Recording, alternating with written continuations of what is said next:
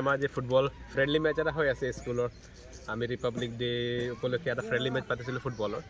এইটো আছিলে আমাৰ এটা প্ৰচেষ্টা যাতে ল'ৰা ছোৱালী অন্ধ হোৱাৰ পিছত সিহঁতক খেলিবলৈ বহুত কম স্পৰ্টছ সিহঁতক থাকে মানে খেলিবলৈ খুব বেছি নাথাকে চ' সেইটোৰ ভিতৰত আমি চেষ্টা কৰিছোঁ আমাৰ ল'ৰাই ক্ৰিকেটটো ফুটবল আৰু ক্ৰিকেট দুটা বস্তু এনেকুৱা হয় যোনটো চব ৱৰ্ল্ডত পপুলাৰ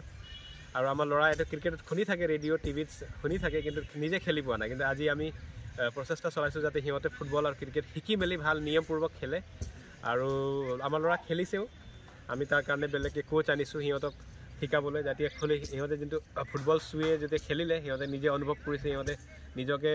এটা ভাল প্লেয়াৰ হিচাপত এইম ইন লাইফ বুলি কি কৰি ভাল পোৱা বুলি কয় মই ফুটবল খেলি ভাল পাওঁ বুলি কয় এতিয়া কি বনিবা বুলি কয় মই খেলাৰী বনিম এটা ফুটবল প্লেয়াৰ বনিম নেশ্যনেল ফুটবল প্লেয়াৰ বনিম বুলি ভাবে আৰু আগতে এইবিলাক নাছিলে ত' এতিয়া আমি ল'ৰাক এটা নতুন দিশ এটা দেখাই দিব পাৰিছোঁ খেলৰ ক্ষেত্ৰত পঢ়া শুনাটো পৰা আছে সিহঁতৰ খেলৰ ক্ষেত্ৰত এতিয়া ভাল ক্ৰিকেট খেলুৱৈ হ'বলৈ মন আছে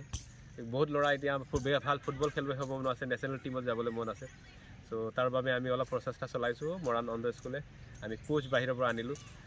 যাতে আমাৰ অসমত তেনেকৈ ভাল কোচ আমি তেনেকৈ শিকাব পৰা নাই চ' বাহিৰৰ উত্তৰাখণ্ডৰ পৰা আমি দুজন কোচ আনিছোঁ এজন ক্ৰিকেটৰ কাৰণে ফুটবলৰ কাৰণে আৰু আজি আপোনালোকে যি দেখিলে সেইটো এটা কেইদিনমান বেছি দিন নহয় এসপ্তাহমানৰ প্ৰেক্টিচৰ পিছতে হৈছে আৰু আমি ভাবোঁ অলপ সময় দিলে আৰু সিহঁতে নিশ্চয় আমাৰ নেশ্যনেল টীমত দুজন আমাৰ মৰাণী অন্ধ স্কুলৰ পৰা যাব আৰু অহা সময়ত আপোনালোকে দেখিবলৈ পাব সিহঁতে ইণ্ডিয়াৰ কাৰণে সোনকালে খেলিব